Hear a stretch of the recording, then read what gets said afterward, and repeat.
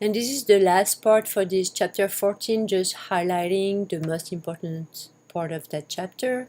We're going to talk about stereochemistry, which is just the study of relative three-dimensional spatial arrangement of the atoms in a molecule. Stereoisomers are isomers that have same molecular and same structural formulas, but they have different spatial arrangements of the atom. Stereoisomers are very important. They cannot be converted into one another by rotation around a single bond.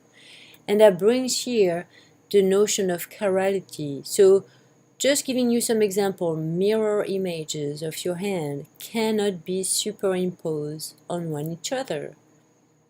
The other one doesn't fit the first one. You look at your left hand here, you look at the mirror image, you will look at your thumb is sticking on the other side. Well, same thing here with a molecule. So objects that have handedness, meaning that left or right, in this manner are said to be chiral. That comes from hand in Greek. Some example here, not everything is chiral. When it's not, it's said to be achiral, not chiral. So, for example, if you look at a tennis ball, you don't have a right-handed tennis ball or a left-handed tennis ball. Same thing for a left-handed coffee mug. No, the one that lack that handedness are said to be non-chiral or achiral. Mirror images are superimposable because they have a plane of symmetry. So just look on the left side, you have that chair. If you take the mirror image of that chair and you superimpose it on itself, there is no difference. So what is needed for a molecule to be achiral is just a plane of symmetry.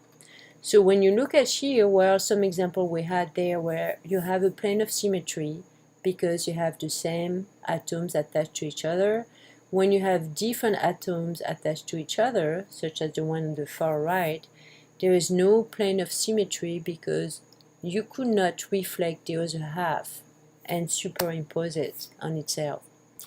So just some example here, when you look at a chiral carbon, or chiral center is a carbon atom that is both tetrahedral, means it has 4 corners, make a tetrahedron, and has 4 different groups that are attached to it.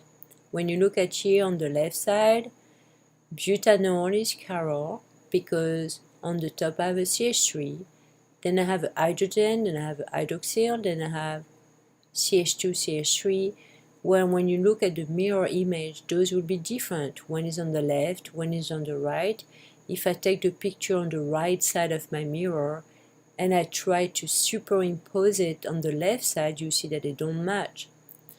Now on the second example on the right side, well, this is different because here those are said achiral because I can take the image on the right side, bottom of the right, superimpose it on the left side, and that's the same. So why is it important? Well, two mirror images from a chiral molecule like 2-butanol are called enantiomer or optical isomers. Optical because, well, this is a little bit more complex. That's the way they can actually act on a polarized light. Now, the reason why they are important is going to come in a few slides. Enantiomers are one kind of stereoisomer, and we're going to look at their physical properties. They're same melting point, same solubility in water, same isoelectric point, and also same density.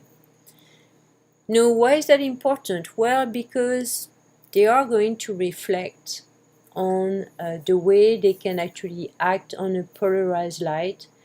Some of them will rotate the light to the right end, we call them D or plus.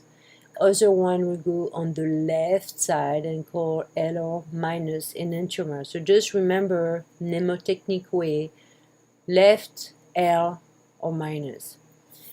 Now, why are those important? Well, they actually have different properties in terms of biological activities, their odors, and also their taste. Those are examples. Here, if you have the L carbon or the D carbon, one is going to smell different. That's the spearmint versus the caraway.